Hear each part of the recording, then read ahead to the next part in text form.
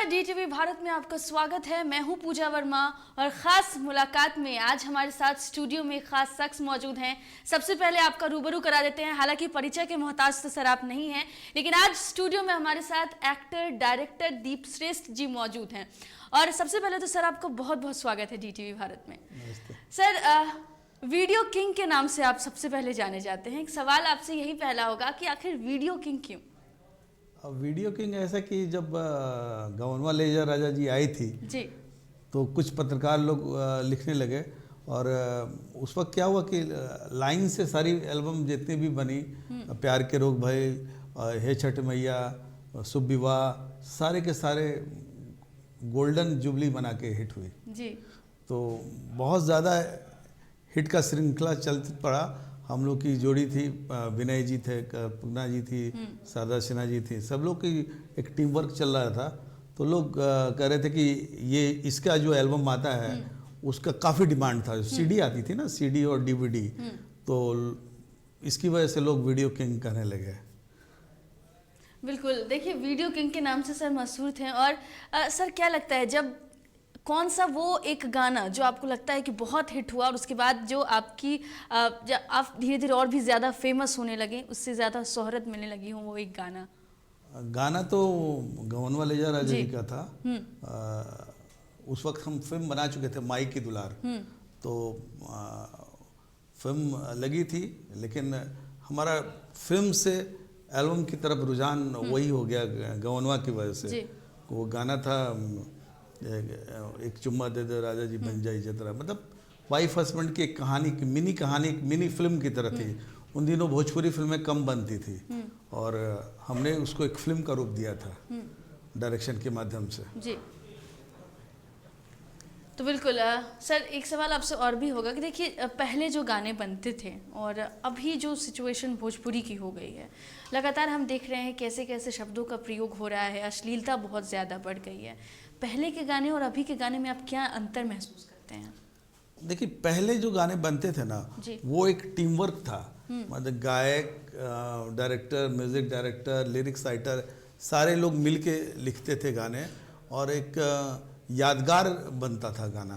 कि अभी जैसे आज के लोग जो हैं, एक गाना हिट होता है तो लोग उसकी चोरी करने लगते हैं। आपस एक ही गाने को कई ढंग से गाते हैं लोग, कई ढंग से लिखते हैं। लेकिन पहले ऐसा नहीं होता था। पहले कहते थे कि ये फलाना गाना भरत जी का है, ये फलाना गाना शारदा जी का है, ये कल्पना का है, ये विंध्यवासिनी देवी जी का गाना है। तो वो जो था बात, वो ख़त्म हो गया। जैसे लक्ष्मण जी बहुत अच्छे अच्छे गाने लिखते थे, तो वो टीम वर्क अब जो है, वो टीम वर्क की थोड़ी सी कमी है। और क्या लगता है कमी की वजह से इतनी अश्लीलता? देखिए क्योंकि दीप जी, देखिए जो शब्दों का इस्तेमाल किया जा रहा है, लिरिक्स जो बनाए जा रहे हैं, वो ऐसे आपत्तिजनक लिरिक्स होते हैं कि आप परिवार वालों के सामने नहीं सुन सकते हैं। तो क्या भोजपुरी की पहचान कहीं ना कहीं होती जा रही है इन सब चीज़ों के बीच? ऐसी बात नहीं है। देखिए, गंदे गाने, मतलब डबल मीनिंग के जो गाने हैं, वो पंजाबी में भी है, हिंदी में भी है। हम लोग को एक तरह से बदनाम किया जाता है। बदनाम इसलिए किया जाता है कि हम 8वीं अनुसूची की मांग कर रहे हैं बरसों से, वो पूरा नहीं हो, और उसके लिए एक वर्ग है जो हमें बदनाम करता है। ठीक है, गंदगी है तो गंदगी को मत देखो ना। देखने के लिए, सुनने के लिए तो आप स्वतंत्र हैं। आप एक दो गाने को अगर हम बनाते हैं, दीप श्रेष्ठ ने 2 गाने बनाया, एक डबल मीनिंग का गाना है और एक अच्छे गाना है, वाइफ हस्बैंड के गाने हैं। अगर हम दोनों को, आजकल यूट्यूब का ज़माना है, तो यूट्यूब पर अगर हम डालेंगे तो यूट्यूब पर देखिएगा कि जो अच्छा वाला गाना है मुश्किल से 100-200 आदमी देखा, उसके परिवार के लोग देखे, उसके दोस्त यार देखे, यही लोग देखे। और जो गंदा वाला गाना है, जो डबल मीनिंग का, उसको लाखों में लोग देखते हैं। तो आप देखते क्यों? दोषी हम नहीं हैं, दोषी गायक नहीं है, दोषी वो सुनने वाले हैं जो इसको बढ़ावा दे रहे हैं। तो इसके लिए कोई कुछ नहीं कर सकता। आप उसको मत देखिए। अपने आप जब व्यू नहीं मिलेगा तो बनना बंद हो जाएगा। बिल्कुल, अगर आप उनको देखेंगे नहीं तो वो बनना बंद हो जाएगा। बिल्कुल सही कह रहे हैं सर आप। सर देखिए, छठ का हम जिक्र करेंगे। आपके गानों की जब चर्चा होती है तो लोग छठ का गाना बहुत पसंद करते हैं, और आपने छठ को भी एक कह सकते हैं राष्ट्रीय स्तर पर आपने पहचान भी दी है। जब छठ के गाने बनाते हैं, कैसी अनुभव रहती है जब गाने डायरेक्ट करते हैं? देखिए, छठ का ऐसा है ना कि आज से करीब 20 साल पहले जब हमने छठ की शूटिंग की थी, तो टी सीरीज कंपनी के लिए वो शारदा जी का एल्बम हमने शूट करने के लिए प्रपोजल दिया टी सीरीज को, तो उन्होंने फाइल उठा के फेंक दिया। बोले कि छठ जो है वो 3 दिन 6 दिन की होती है, 3 दिन बिकता है, तो 3 दिन में हमारा 7-8 लाख रुपया कवर नहीं होगा। ये महंगा शूटिंग है, रिलीजिंग महंगा है। पहले उसका जो मास्टर है वो भी इंडिया में नहीं बनता था, यहाँ से विदेश जाता था, सिंगापुर या हांगकांग, वहाँ से उसका मास्टर बन के आता था, फिर यहाँ कॉपी होती थी। तो काफ़ी महंगा काम था और उसमें काफ़ी टाइम भी लगता था, 2-3 महीने। तो उन्होंने इनकार कर दिया। तो मैंने कहा कि अगर छठ ये गाना नहीं चलेगा तो मैं आपको वादा करता हूँ कि 3 एल्बम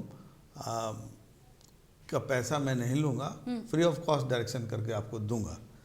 तो वो लोग तैयार हो गए, और तब हम लोगों ने पटना के घाट पर शारदा जी का और अनुराधा पौडवाल जी का दोनों का छठ हमने शूट किया। और छठ ऐसा शूट किया जिससे मैं अपनी माँ को देखता रहा बचपन से, जो जिस ट्रेडिशनल टाइप का जो काम हमने देखा पटने में छठ होते हुए, वही हूबहू हमने शूट करके दिया। लोगों को पसंद आए और आज तक लोग पसंद करते हैं, आज तक उसको ही सारे चैनल सब लोग देखते हैं।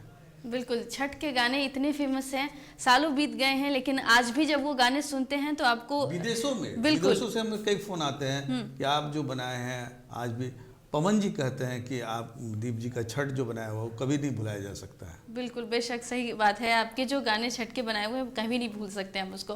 दीप जी, ये भी कहा जाता है कि आप नए कलाकारों को बहुत मौका देते हैं, नए लोगों को भोजपुरी फिल्मों में या एक्टिंग का मौका आप दे रहे हैं, तकनीशियन को भी आप मौका दे रहे हैं। नए जो कलाकार हैं उनको मौका देना कितना ज़रूरी आप समझते हैं? देखिए, हम भी जब नए थे बॉम्बे गए तो मुझे याद है कि मैं सबके ऑफिस में गया, इवन हमारे सुपरस्टार बिहार के बिहारी बाबूजी शत्रुघ्न सिंह के, उनके ऑफिस में गए, तमाम लोगों के पास गए, किसी का दरवाज़ा खुलता नहीं था। और हमको बोला जाता था कि आप कहाँ से आए हैं? बिहार से आए हैं। तो मैं बोलता था बिहार से नहीं, बिहार से आया हूँ। तो कहते थे क्या थिएटर करते हो क्या? तुम तो रहो, ठीक बोल रहे हो। तो वो जो है हमने सोचा कि एक मुकाम मैं बनाऊंगा, तभी मैं कुछ चैन से बैठूंगा, क्योंकि तब मैंने सोचा कि नए कलाकारों को काम मिले कैसे जी। और मैं नए कलाकारों को अक्सर काम देता हूँ, अगर थोड़ी सी भी क्षमता है और मेरे डायरेक्शन में कुछ भी गुण है तो मैं उससे काम करा लूँगा। बिल्कुल। सर, आप एक्टिंग भी करते हैं, डायरेक्टर भी हैं और गाने भी, कि कैसे रुचि इतनी ज़्यादा बढ़ती गई धीरे धीरे? वो तो मैंने देखा कि राज कपूर साहब 25-26 साल में फिल्म बनाए, तो एक्टर भी थे, डायरेक्टर भी थे, प्रोड्यूसर भी थे, राइटर भी थे। मनोज कुमार ने बनाया तो वो भी राइटर डायरेक्टर थे। फिरोज खान थे, देवानंद को मैंने देखा कि एक्टर डायरेक्टर राइटर रहे वो। तो वो कैसे करते हैं, तो मैं सोचा कि हम क्यों नहीं कर सकते। बिल्कुल जी। क्योंकि एक जो अपनी बात को हम कह सकते हैं और जो अपने एक्टिंग के माध्यम से दिखला सकते हैं, वो दूसरे को समझाना से अच्छा है कि हम खुद करें। बिल्कुल। अब बिहार का जिक्र हो रहा है दीप जी, तो सवाल एक आपसे ये भी होगा कि बिहारियों को लेकर बहुत ज़्यादा टिप्पणी की जाती है। हमने इस बार चुनाव के बीच भी देखा कि बिहार के, माफ़ कीजिएगा, पंजाब के जो मुख्यमंत्री हैं उन्होंने भी बिहारियों को लेकर आपत्तिजनक बातें कही। जब बिहारियों के बारे में ऐसा सुनते हैं, क्या कहेंगे वैसे लोगों को जो बिहार को नीचा दिखाने की कोशिश करते हैं लगातार? देखिए पूजा जी के ऐसा है ना कि बिहारी हर प्रदेश में है और विदेशों में भी है। बिल्कुल। आज यूक्रेन में वॉर हो रहा है तो वहाँ भी बिहारी फंसे हुए हैं। बिल्कुल। तो बिहारी जहाँ जहाँ पहुँच गए हैं तो वहाँ भी भोजपुरी हमारी लैंग्वेज जो है वहाँ पहुँच गई है। और हम चुनाव में एक अहम भूमिका निभाते हैं बिहारी। उनका वोट बहुत बड़ी कीमती वोट है, जिसकी वजह से राज ठाकरे भी नाराज हो जाते हैं, शिवसेना नाराज होती है। तो वो जो चीज़ें हैं, पंजाब के मुख्यमंत्री बोल रहे हैं तो बकवास कर रहे हैं। वो क्यों बोलेंगे? एक हिंदुस्तान में किसी भी नागरिक को कहीं भी रहने का अधिकार है, कहीं भी कोई बिजनेस करने का अधिकार है, कहीं भी न्यूज़ चैनल चलाने का, गाना गाने का अधिकार है। उसको आप एक प्रदेश में नहीं बांध सकते। आपको उनको सपोर्ट करना ही होगा। नहीं सपोर्ट कर सकते हैं तो चुप रहें। और बिहारी तो अपने बलबूते पर है। आज पंजाब में जो खेती होती है, अगर बिहारी हट जाएं तो क्या पंजाबी खेती करते हैं क्या? बिहार के मजदूर लगते हैं तब जाके वहाँ फसल हरी हरी जो लहराते हुए खेतों में है, वो बिहार का पसीना है। बिल्कुल, बिहारियों को कम समझने की गलती कुछ लोग करते हैं, इसी वजह से ऐसी टिप्पणियां सामने आती है। बॉम्बे में जितनी इंडस्ट्री चलती है बंद हो जाएगी। कोरोना काल में बंद हो गई। क्यों? बिहारी निकल के चले आए तो बंद हो गई। बिहारी बहुत पावरफुल है। बेशक, कोई कमी दो राय नहीं है इस बात में कि बिहारी किसी से कम नहीं है। सर, भोजपुरी का हम जिक्र कर रहे हैं, थोड़ा इस पे चर्चा करना चाहेंगे। क्या लगता है कि जो भोजपुरी गाने हैं उसकी दशा और दिशा जो नए कलाकार हैं वो बदलने की कोशिश कर रहे हैं? क्योंकि आपने भोजपुरी को एक नया आयाम दिलाया है और लगातार ये आपका नाम इस बात में हमेशा लिया जाता है कि भोजपुरी को आपने पहचान दी है। ऐसे में क्या लगता है नए कलाकार कहीं ना कहीं इस दिशा को बदलने की कोशिश में लगे हुए हैं? कुछ कलाकार हैं, ऐसे नहीं है कि सब कलाकार।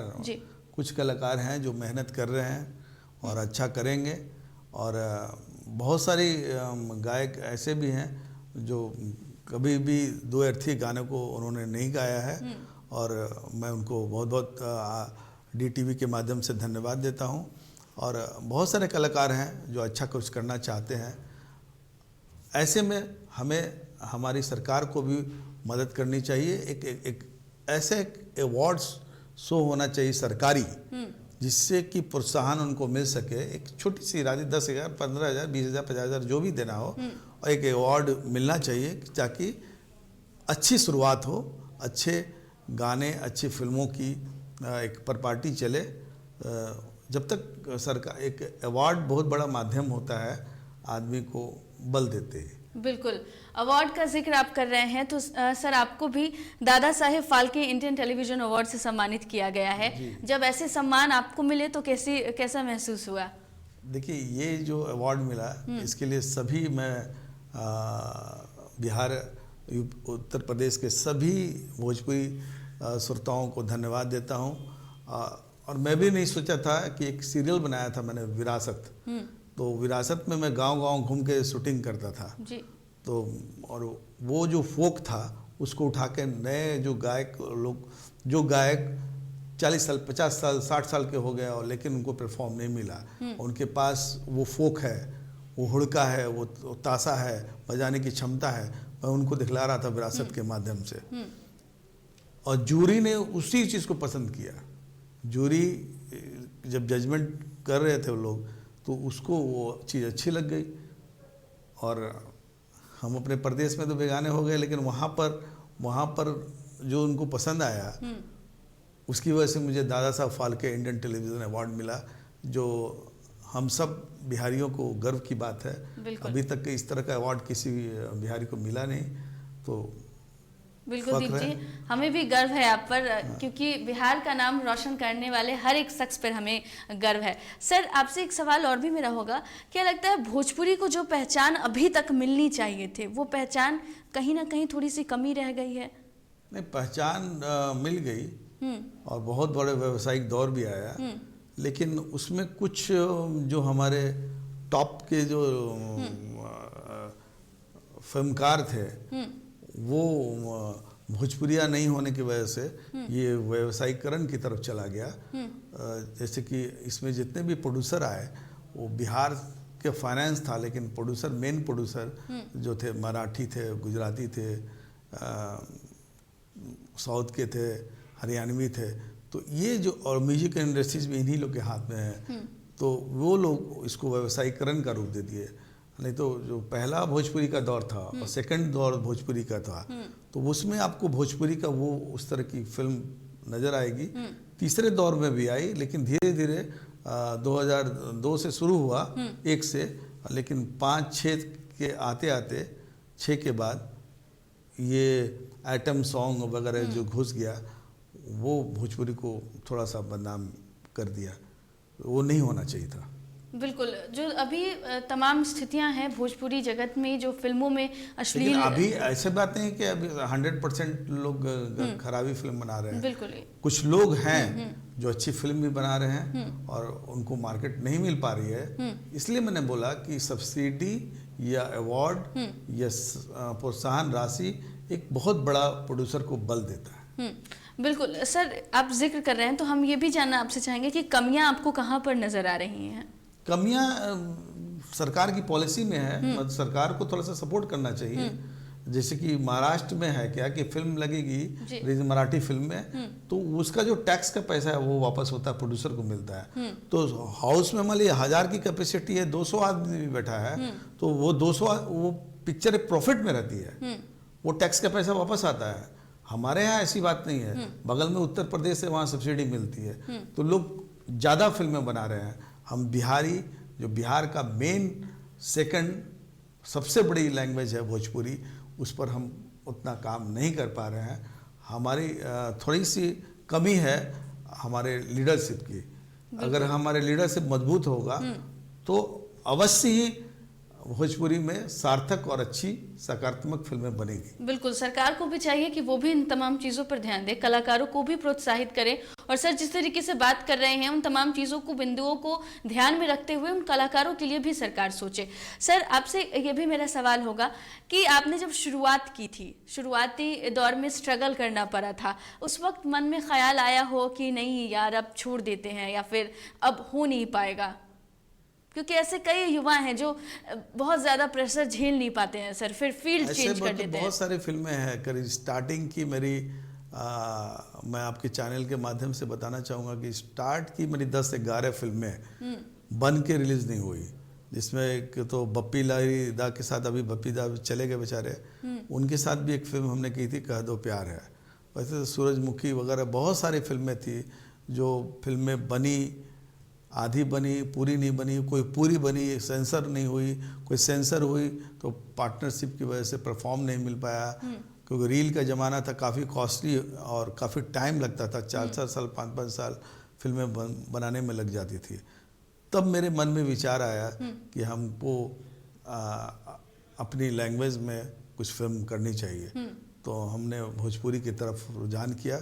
मैंने प्रकाश झा के साथ भी दामुल फिल्म में काम किया था, जो नेशनल अवार्ड मिली थी।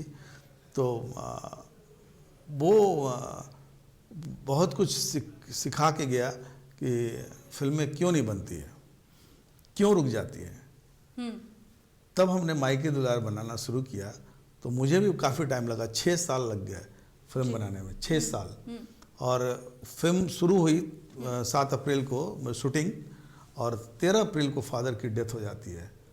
सोचिए कि हम हीरो हैं, डायरेक्टर हैं, प्रोड्यूसर हैं, सब लोग हैं, कुणाल जी वगैरह कर, सब लोग काम कर रहे थे उसमें, और जिसका गार्जियन ही चला जाएगा तो हम बनाएंगे किसके लिए? बिल्कुल। तो बहुत दुखद पल था वो। और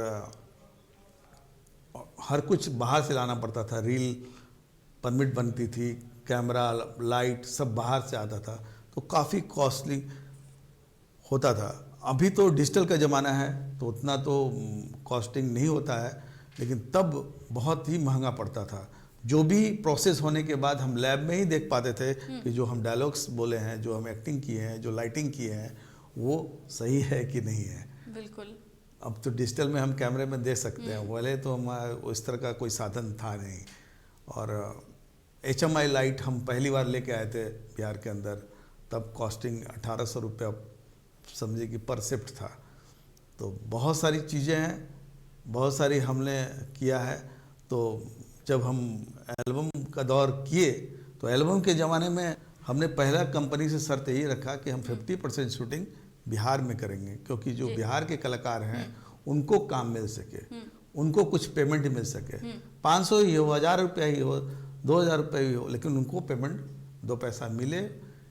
धीरे धीरे हमने यहाँ लोगों को प्रोत्साहित किया और फिर यहाँ लाइटें खरीदाई, मेकअप का काम शुरू हुआ और आज मुझे खुशी होता है जी। और वो पुराने जो टेक्नीशियन मिलते कहते हैं कि भाई आप पहल नहीं करते तो आज इतनी लाइटें नहीं होती, उतने कैमरा नहीं होता, उतना मेकअप वाले नहीं होते, इतना कोरियोग्राफर नहीं होता। पहले लड़कियां नहीं मिलती थी काम करने के लिए। हम लोग बहुत रिक्वेस्ट घर में जाके करते थे कि भाई ठीक है, स्कूल के टाइम में या हम लोग 2-3 घंटे के लिए शूटिंग करने के लिए भक्ति गाने में किसी तरह परमिशन मिलता था कि भक्ति गाने के लिए हम दे सकते हैं, ऐसे नहीं। बिल्कुल। तो बहुत कठिन दौर था काम करने का। बिल्कुल सर, जाते जाते बस एक सवाल आपसे पूछना चाहेंगे कि अभी जो नए कलाकार हैं उनको आप क्या मैसेज देना चाहेंगे, क्योंकि भोजपुरी को एक आयाम तक पहुंचाने के लिए आपने भी कई मेहनत की है, कई सालों की मेहनत है। तो जो नए कलाकार अब इस इंडस्ट्री से जुड़ रहे हैं उनको एक मैसेज आप देना चाहें।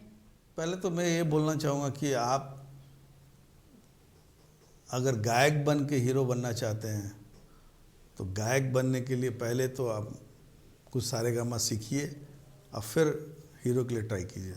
एक परपाटी जो चल गई है कि मनोज जी गायक बन के हीरो बने तो हम भी बन सकते हैं, तो उसका दिनेश जी आए, उसका पवन जी आए, उसका खेसारी जी आए, तो सब लोग की एक परपाटी गायकों में चल गई है कि हम हीरो बनने का माध्यम गायक बनना है। तो गायक जो है ये रिकॉर्डिंग रूम वाला गायक नहीं, ऑटो ट्यूनर के साथ मत छेड़छाड़ कीजिए। आप कुछ हारमोनियम पकड़िए, कुछ सीखिए, कुछ गाइए, ताकि आप बिहार का नाम रोशन कर सकें। मैं एक ही चीज़ बोलूँगा, आपको डायरेक्शन देना है तो किसी का असिस्टेंट बनने, पहले असिस्टेंट बनिए। लाइटमैन, आपको कैमरामैन बनना है तो पहले लाइटमैन बनिए। गायक बनना है तो पहले कोरस गायक बनिए, ताकि आपको हर सुर ताल समझ में आ सके, तो तभी आप कुछ कर पाएंगे। वो धैर्य रखना पड़ेगा। तुरंत का करोड़पति बनना, तुरंत का सुपरस्टार बनना, ये अच्छी बात नहीं है। बिल्कुल सर, बहुत बहुत धन्यवाद DTV भारत में आने के लिए और तमाम दर्शकों से खास बातचीत करने के लिए आपको बहुत शुक्रिया। बिल्कुल, तो आज सर हमारे साथ जुड़े हुए थे। नए कलाकारों के लिए भी सर ने एक अहम मैसेज दिया है और अधिक बातचीत की है, कई सारी बातें उन्होंने आज हमसे शेयर की है। भोजपुरी को एक नए आयाम पर इन्होंने पहुंचाया है, बिहार का नाम रोशन किया है और आज हमारे साथ खास बातचीत करने के लिए यहाँ पर मौजूद रहे। आपका बहुत शुक्रिया सर। फिलहाल हमें इजाज़त दीजिए और आप देखते रहिए DTV भारत। नमस्कार।